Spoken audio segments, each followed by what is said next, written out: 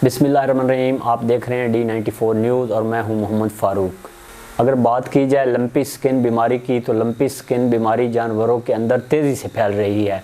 इस बीमारी की वजह से कई जानवरों की मौत हो चुकी है। लंपी स्किन बीमारी वाले जानवर का दूध और गोश्त खाना चाहिए, नहीं खाना चाहिए। इस बीमारी को इब्तदाई तौर पर कैसे कंट्रोल किया जा सकता है, इसी हवाले से बात कर लेते हैं तहसील सहीवाल निहंग से डॉक्टर मोहम्मद जवेद से। बिस्मिल्लाहिर्रहमानिर्रहीम।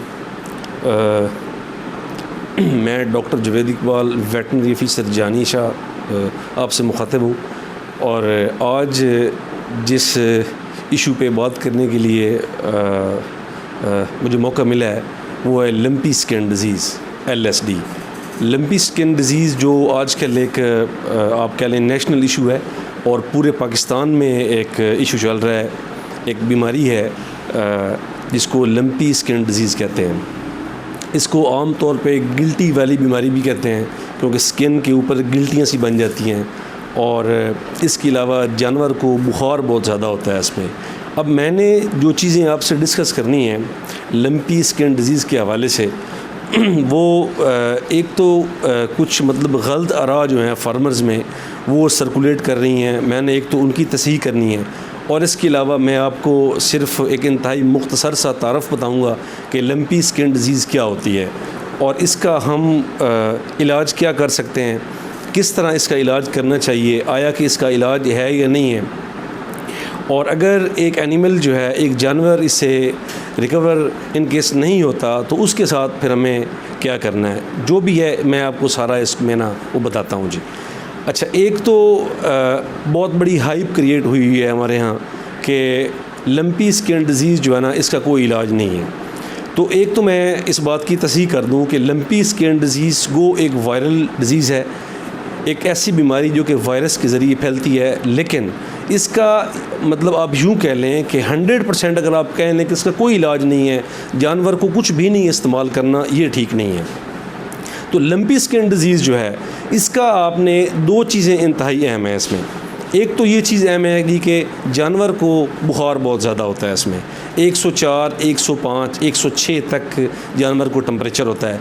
अगर एक जानवर को एक हफ़्ता या 5-7 दिन मुसलसल बुखार रहेगा तो वो बाद वक़्त बुखार उसके लिए जानलेवा हो जाता है। तो हमें एक तो ये चाहिए कि हम उसका इलाज जो है एटलीस्ट मतलब कम से कम उसका बुखार तोड़ने के लिए हम उसका ज़रूर इलाज करें। और एक उसके लिए मैं आपको बताता हूँ कि मतलब घरेलू चीज़ें आप क्या इस्तेमाल कर सकते हैं, आप क्या क्या चीज़ें जो है ना वो इस्तेमाल करेंगे बुखार तोड़ने के लिए।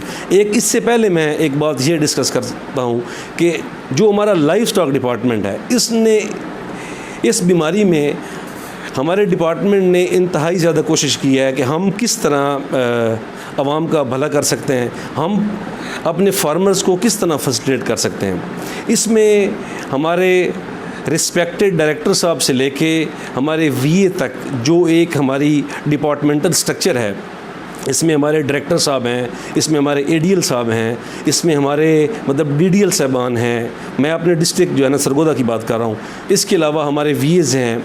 और ये इन्होंने बहुत ज़्यादा कोशिश की है, डायरेक्टर साहब से लेके VA तक हर बंदे ने अपने हिसाब से कोशिश की है। और एक आप यूँ कह लें कि लाइफ स्टॉक एमरजेंसी लगा दिया उन्होंने, और हम यूँ करके हर अस्पताल में एक हमारा एमरजेंसी डेस्क बनाया गया है और वहाँ पे हम हर वक्त अवेलेबल होते हैं, हमारा स्टाफ हर वक्त अवेलेबल होता है और अल्हम्दुलिल्लाह हम जो है ना जी वो ट्रीटमेंट कर रहे हैं एनिमल्स की। तो एक जो सबसे इम्पॉर्टेंट चीज़ है, अब LSD अगर हो गई है लंपी स्किन डिज़ीज़, तो एक फार्मर ने क्या करना है। अगर आपका जानवर जो है वो ऑफ फीड हो गया है, वो खाना पीना बिल्कुल छोड़ गया है, तो आप उसका इलाज ज़रूर करवाएंगे। अपने जो भी आपके करीबी हॉस्पिटल में डॉक्टर साहब हैं आप उनसे रब्ता करेंगे, आप अपना एनिमल उनको चेक करवाएंगे।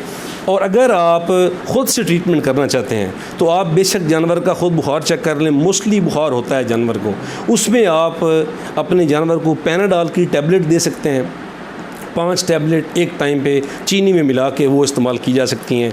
इसके अलावा आप अपने एनिमल को ब्रूफन सिरप दे सकते हैं बुखार के लिए। और अगर आप ख़ुद से कोई इंजेक्शन लगाना चाहें तो उसमें 2 इंजेक्शन बता देता हूँ। लॉक्सिन इंजेक्शन है वो आप तकरीबन 10 to 12 ml वो लगा सकते हैं 10 से 12 cc। इसके अलावा कीटोजेक्ट इंजेक्शन जो है ना वो 10 से 12 cc लगा सकते हैं।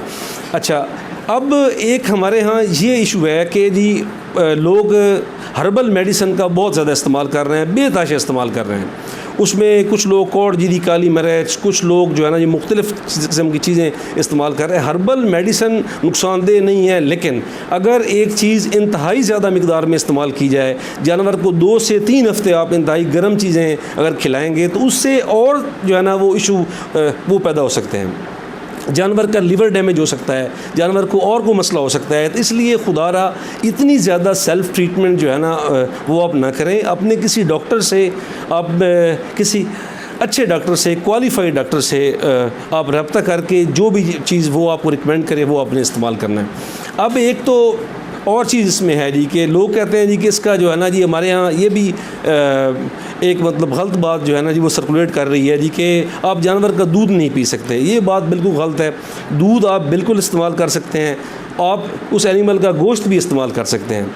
सिर्फ आपने ये करना है कि आपने रॉ मिल्क इस्तेमाल नहीं करना, सिर्फ कच्चा दूध नहीं पीना। आप उसको बॉयल करें, प्रॉपर उबालें, फिर उसके बाद आप इस्तेमाल कर सकते हैं। जानवर का गोश्त भी आप खा सकते हैं, कोई उसमें इशू नहीं है। लेकिन अगर खुदा न खास्ता एक जानवर एक्सपायर हो गया है लंपी स्किन की वजह से और उसके गोश्त में से स्मेल आ रही है, आप ख़ुद ये फ़ील करते हैं कि उसका गोश्त जो है ना जी उसमें वो गोश्त तफन ज़्यादा है, तो आप फिर उसको बेशक इस्तेमाल ना करें, फिर वो इंसानी इस्तेमाल के काबिल नहीं है। अगर जानवर की सिर्फ स्किन के ऊपर गिल्टियाँ हैं और गोश्त उसका बिल्कुल ठीक है, कोई स्मेल नहीं है, तो आप उसका गोश्त बिल्कुल इस्तेमाल कर सकते हैं, कोई इशू नहीं है। इसके अलावा अगर खुदा न खास्ता कोई जानवर एक्सपायर हो गया है तो उसको आप एक सबसे ये गलत प्रैक्टिस है कि आप उसको खुला ना छोड़ें। हमारे यहाँ यूँ होता है जी कि दूर दराज किसी इलाके में जाके वो जानवर फेंक दिया जाता है, उससे बाज़ औक़ात ज़्यादा बीमारी फैलती है।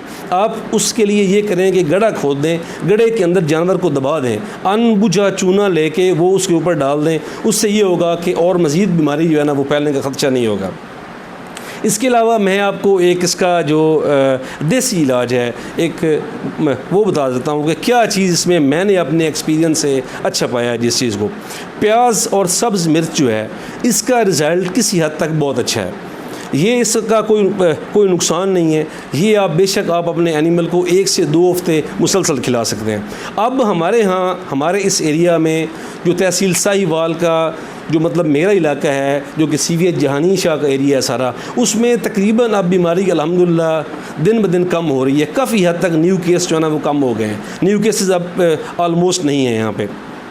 जो जानवर पहले बीमार हुए हैं उनमें ये इशू आ रहा है कि जानवरों के ऊपर ज़ख़म बहुत ज़्यादा है और कुछ लोग जो है ना उसमें मुख्तलिफ़ चीज़ें इस्तेमाल कर रहे हैं, स्प्रे भी इस्तेमाल कर रहे हैं और स्प्रे कुछ शॉर्ट भी हो गए हैं। तो एक मैं देसी टोटका आपको बताता हूँ जो कि आप अपने घर में बना के वो इस्तेमाल कर सकते हैं। उसमें आप ऐसा करेंगे कि नीम के पत्ते जो हैं 1 किलो आप लेंगे नीम के पत्ते, 3 किलो आप पानी लेंगे, उसको आप सही प्रॉपर उबालेंगे। उबाल के जब वो तकरीबन आधा किलो रह जाएगा, वो तकरीबन अर्क बन जाएगा मतलब नीम के पत्तों का। आधा किलो जब वो पानी रह जाएगा एट दी एंड, उसमें आपने 1 पाव कड़वा तेल जिसको जमाऊ का तेल कहते हैं वो आपने शामिल कर लेना है। वो शामिल करके वो आप उस जानवर के ऊपर जो जहाँ जहाँ ज़ख़म है वहाँ पे वो इस्तेमाल कर सकते हैं। इंशाअल्लाह ये एज़ ए फ्लाई रिपेलेंट के तौर पर भी काम करेगा, जानवर के ऊपर मक्खी भी नहीं बैठेगी और इसके अलावा आपका ज़ख़म जो है ना वो इंतहाई जल्दी ठीक हो जाएगा। तो ये उसमें जो एक इंतहाई इंपॉर्टेंट चीज़ें हैं वो मैंने आपको बताई हैं इसमें लंबी स्किन के हवाले से। बाकी कोई इतना इशू कोई नहीं है, कोई मतलब ज़्यादा परेशान होने की ज़रूरत नहीं है। जानवर जो है कुछ ऐसे जानवर हैं जिनमें इंतहाई लाइट सा प्रॉब्लम होता है और जानवर ठीक हो जाता है। सम टाइम कुछ जानवरों में मतलब बीमारी का हमला बहुत ज़्यादा होता है, वो आप बेशक अपने करीबी वेटरनरी हॉस्पिटल में जो भी डॉक्टर आपको अवेलेबल हैं उनको आप चेक करवाएं। इंशाल्लाह आपको प्रॉपर जो है ना जी वो रहनुमाई मिलेगी। बहुत शुक्रिया जी, थैंक यू वेरी मच।